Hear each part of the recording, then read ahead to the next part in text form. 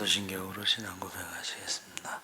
전능하사 천지를 만드신 하나님 아버지를 내가 믿사오며 그 외아들 우리 주 예수 그리스도를 믿사오니 이는 성령으로 잉태하사 동정녀 마리아에게 나시고 본디오 빌라도에게 고난을 받으사 십자가에 못 박혀 죽으시고 장사한 지 사흘 만에 죽은 자 가운데서 다시 살아나시며 하늘에 오르사 전능하신 하나님 우편에 앉아 계시다가 죄로서 산 자와 죽은 자를 심판하러 오시리라.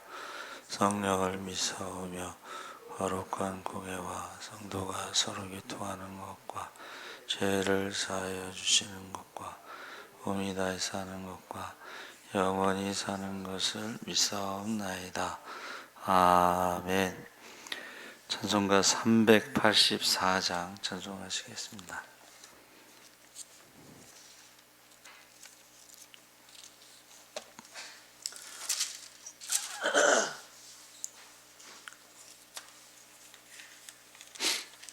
찬송가 384장 찬송하시겠습니다.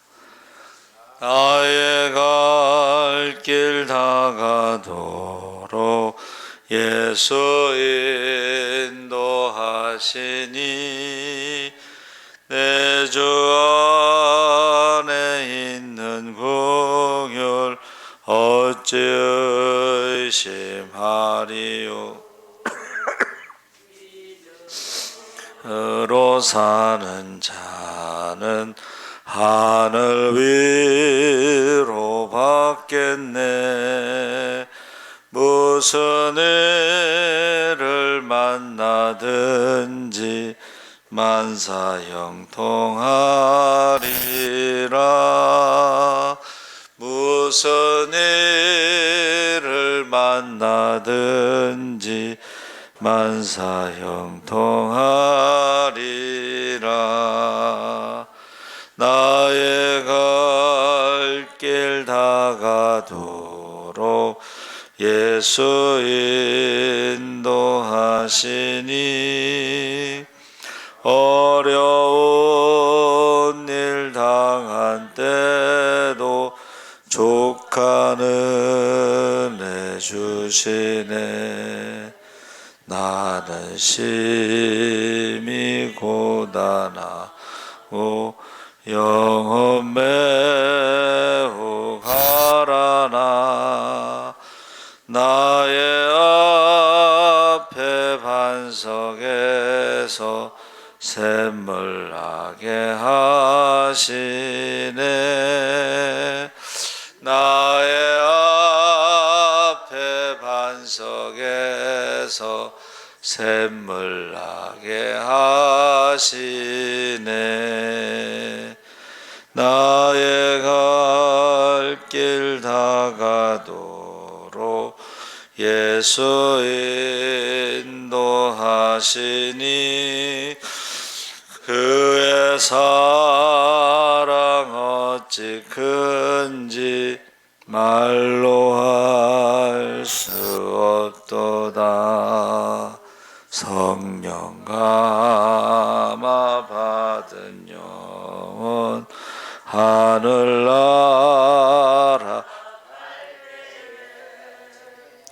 영영 보를 나의 찬송 예수 인도하셨네. 영영 부를 나의 찬송 예수 인도하셨네. 아멘. 하나님 말씀은 창세기 39장 1절에서 6절까지 교독하겠습니다. 60쪽에 있습니다.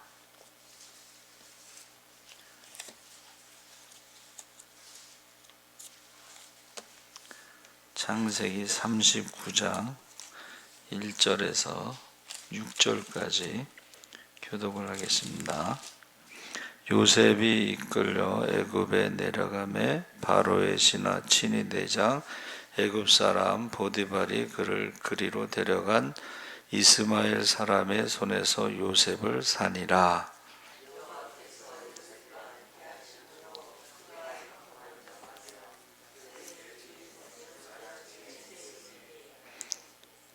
그의 주인이 여호와께서 그와 함께 하심을 보며 또 여호와께서 그의 범사에 형통하게 하심을 보았더라.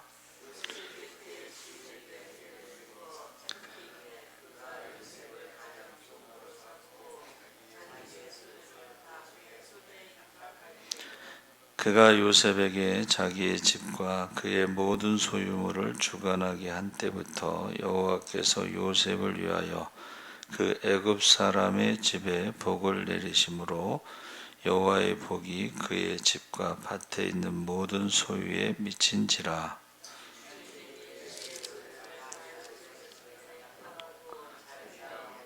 음식에는 간섭하지 아니하였더라. 요셉은 용모가 빼어나고 아름다웠더라. 아멘. 할렐루야. 좋은 아침입니다. 잘 오셨습니다. 오늘 말씀의 제목을 임마누엘 요셉, 함께 하신다는 것이 이제 하나님이 우리와 함께 하시는 것이 임마누엘이고, 그 요셉과 함께 했다 해서 창세기 39장에 요셉의 13년 노예 생활의 전반기를 기록하고 있습니다. 그는 비록 형들에게 팔려 노예 생활을 시작하지만 그럼에도 불구하고 하나님께서 요셉과 함께 하셨습니다. 인간의 눈으로 볼 때는 거듭되는 부당한 고난의 연속으로만 보이지만 요셉은 오히려 주변 사람들에게 인정받을 만큼 하나님의 풍성한 복을 누리는 사람으로 성경은 말하고 있습니다.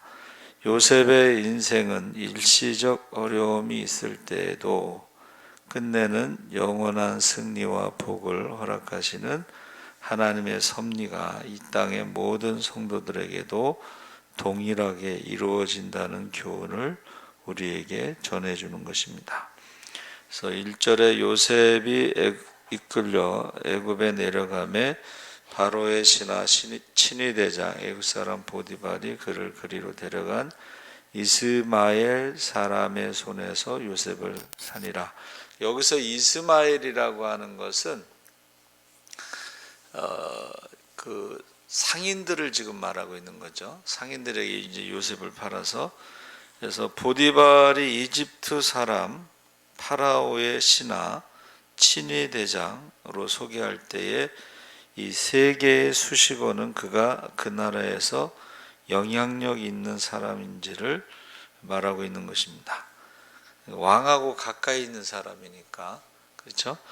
그래서 요셉을 능동적으로 산 것처럼 보이지만 요셉을 보디발이 요셉을 산 것처럼 보이지만 사실은 하나님께서 요셉을 보디발의 집에 보냈다, 이렇게 말하는 것이죠. 그래서 2절 3절에 여호와께서 요셉과 함께 하심으로 그가 형통한 자가 되어 그의 주인 애굽 사람의 집에 있으니 그의 주인이 여호와께서 그와 함께 하심을 보며 또 여호와께서 그의 범사에 형통하게 하심을 보았더라. 그래서 여기서 주인공이 요셉인 것처럼 보이지만은 지금 항상 말씀을 시작할 때 여호와께서라고 지금 시작하죠. 그렇죠? 여호와께서, 그러니까 이 성경을 기록한 사람이 의도적으로 여호와라는 이름을 맨 앞에다 둔 것입니다. 그래서 형통, 제가 이제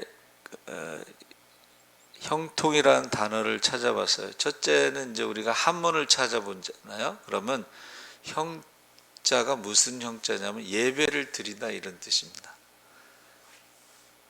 형통의 형자가 예배를 드리다. 이제 안 믿는 사람들은 제사를 드리다 뭐 이런 뜻인데, 통자는 동행하다 이런 뜻이에요.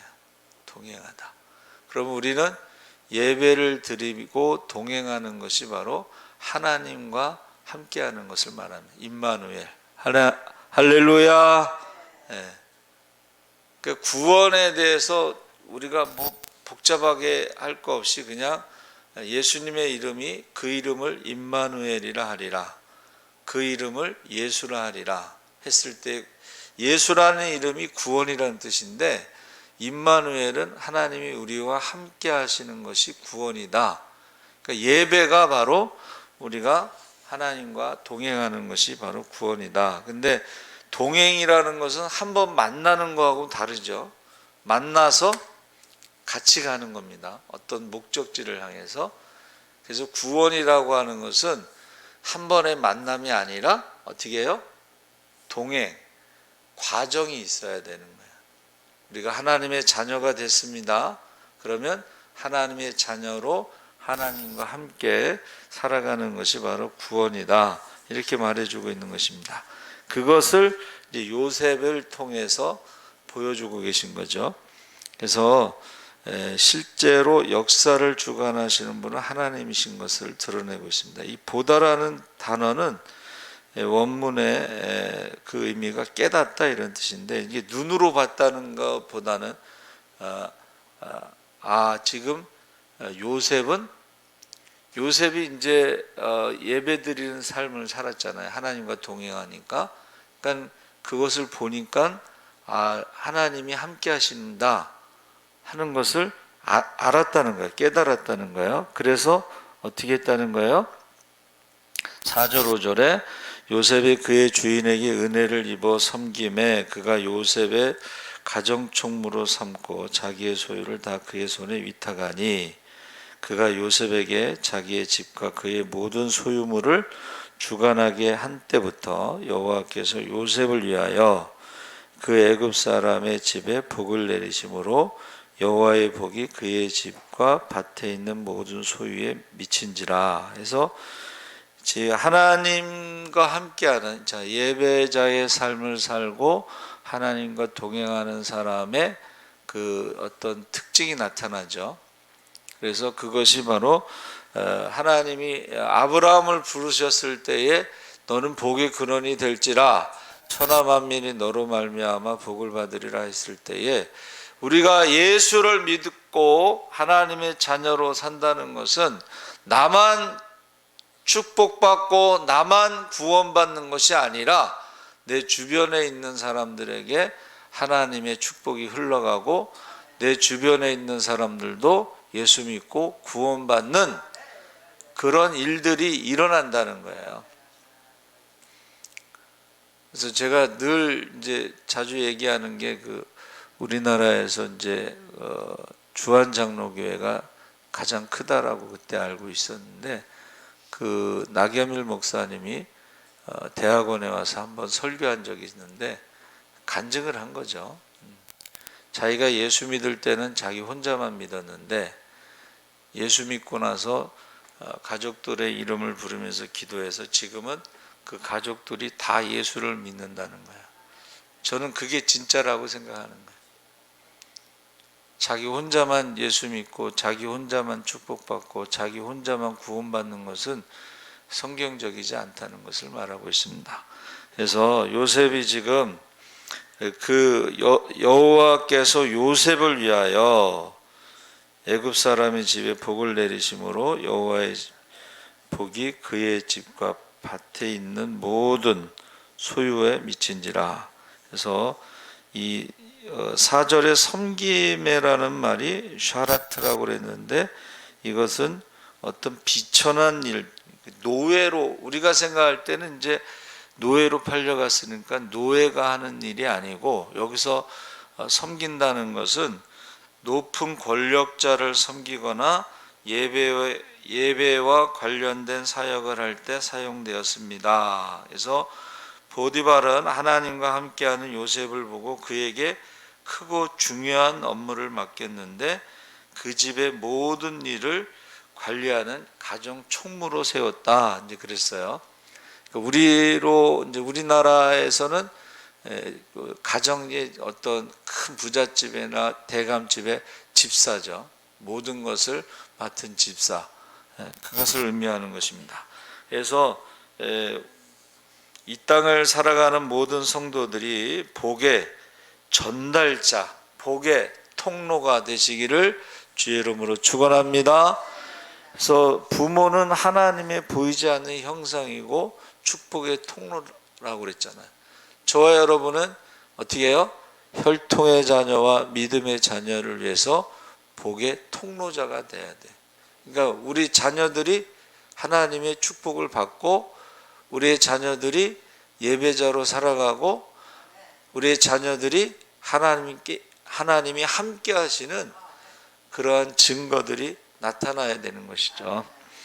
6절에 주인이 그의 소유를 다 요셉의 손에 위탁하고 자기가 먹는 음식 외에는 간섭하지 아니하였더라. 요셉은 용모가 빼어나고 아름다웠더라. 위탁하다라는 것이 이제 나단이라는 선지자 나탄인데, 그 맡겨진 것을 잊어버리고 다시는 생각하지 않을 정도로 모든 권한을 넘겨주었다 하는 것입니다. 그래서 보디발이 요셉이 하나님과 함께 하신다는 사실을 깨달았기 때문에, 두 번째는 그가 정직하고 신실함을 알았기 때문에 그렇게 맡길 수 있었다는 거예요. 그러니까 모든 걸 맡길 수 있는 것은 그만큼 신뢰했다는 것을 의미합니다.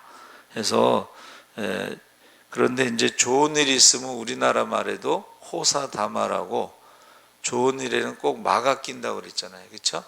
그래서 그 요셉은 용모가 빼어나고 아름다웠더라. 거기에 이제 7절에서 19절에 그 후에 그의 주인의 아내가 요셉에게 눈짓하다가 동침하기를 청하니. 자, 동침하기를 청한다는 것은 나와 함께 눕자라는 표현인데, 이거는 그 간청하는 게 아니고 명령하는 것입니다. 그러니까 요셉은 가정 총무라고 해도 이제 그 집에 종으로 팔려왔기 때문에 주인의 말을 거절할 수 없는 그런 위치라는 것이죠. 그래서 그런데 보세요.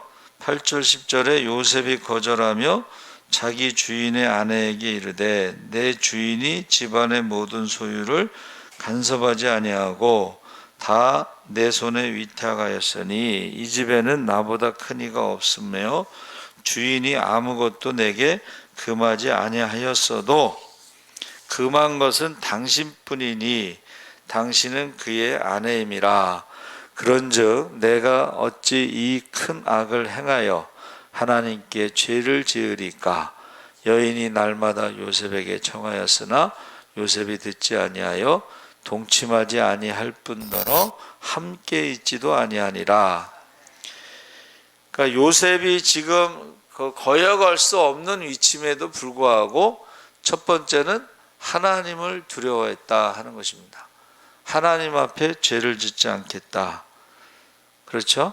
우리가 항상 우리가 신앙이라고 하는 것은 하나님 앞에서라는, 종교개혁자들이 유럽의 각 나라에서 강조점이 좀 다르죠. 그러나 공통점이 뭐냐면 코란데오, 하나님 앞에서, 저와 여러분이 하나님 앞에서, 어떤 목사님이 설교집에 하나님이 시퍼렇게 살아계신데 눈을 크게 뜨고 시퍼렇게 살아계신데, 보고 계신데, 듣고 계신데, 설교집 제목이 그래요. 그래서 좀 여러분, 하나님이 지금 살아계셔요. 보고 계셔요. 근데 그 앞에서 우리가 하는 행동을, 무게를 달아보신다는 거예요. 우리의 말하는 것을 듣고 계시다는 거예요. 그러니까 요셉은 형통이 뭐라 그랬어요? 하나님께 예배드리는 사람, 하나님과 동행하는 사람.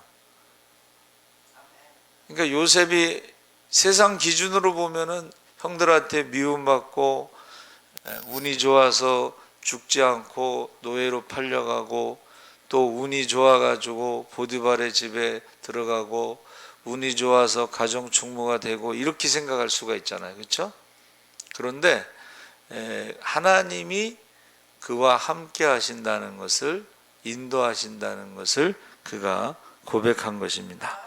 그래서 11절 12절에 그러할 때에 요셉이 그의 일을 하러 그 집에 들어갔더니 그 집 사람들은 하나도 거기에 없었더라. 그 여인이 그의 옷을 잡고 이르되 나와 동침하자. 그러나 요셉이 자기의 옷을 그 여인의 손에 버려두고 밖으로 나가매.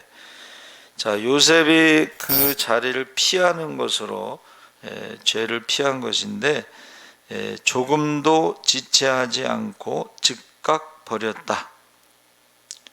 그래서 비슷한 이야기가 이제 우리나라에도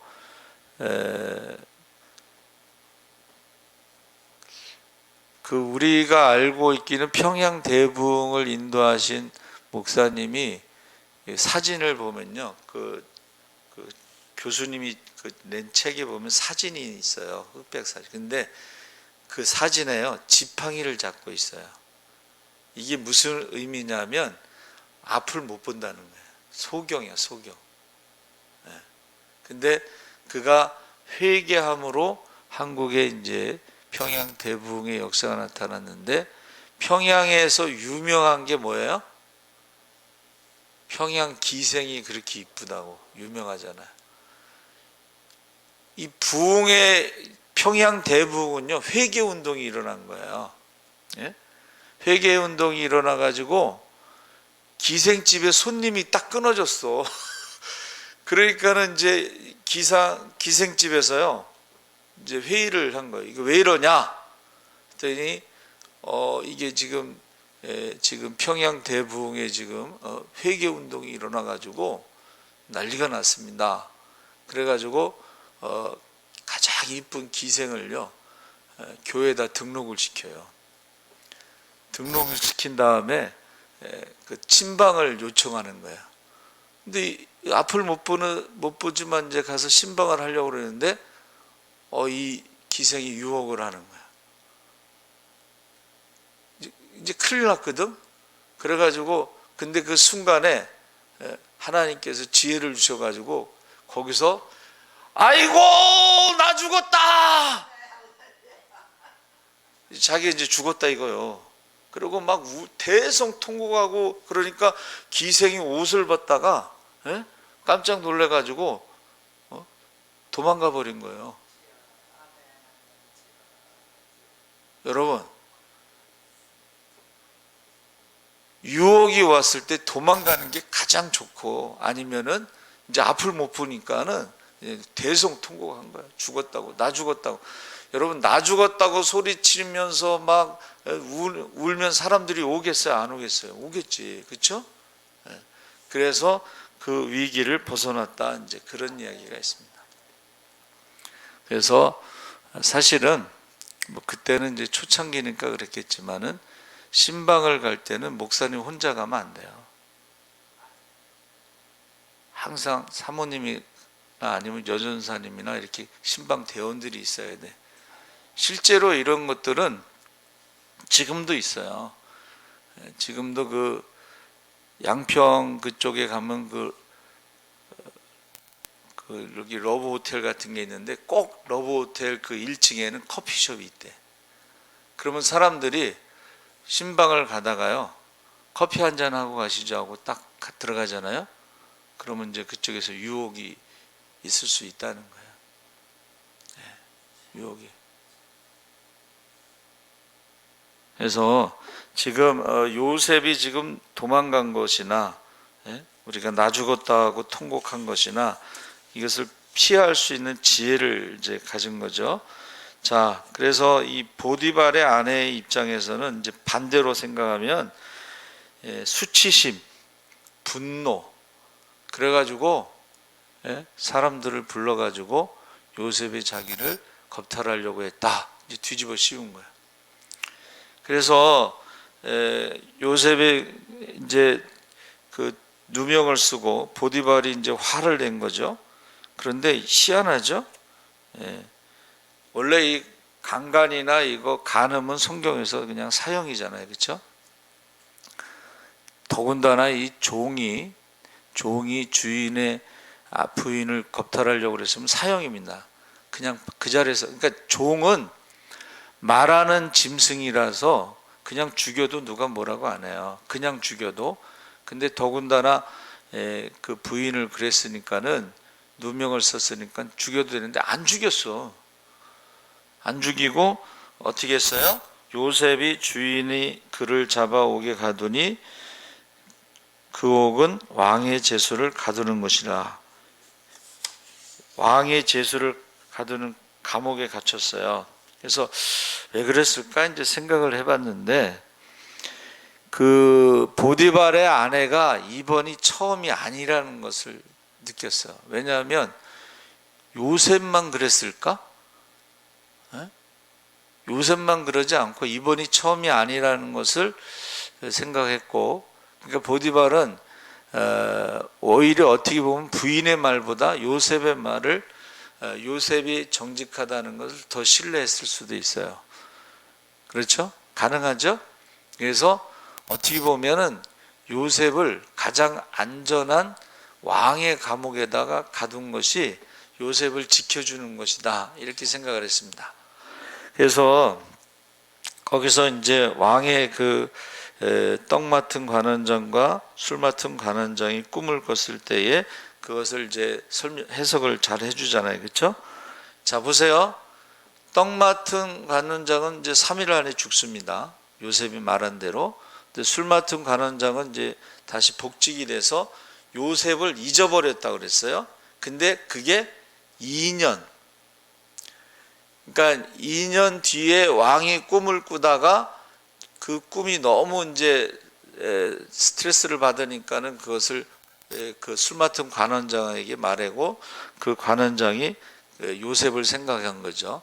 그러니까 2년 뒤에 요셉이 애굽의 총리가 되잖아요. 자, 2년 뒤에 애굽의 총리가 됐으면은 만약에 보디발이 요셉을 죽였으면 총리가 될 수도 없었고, 죽이지 않았어도 누명을 쓴 게 너무 억울하다 했을 때에 그 보디발과 그 아내를 가만두지 않았을 것 같아요. 그렇죠? 복수할 수 있잖아요. 그렇죠?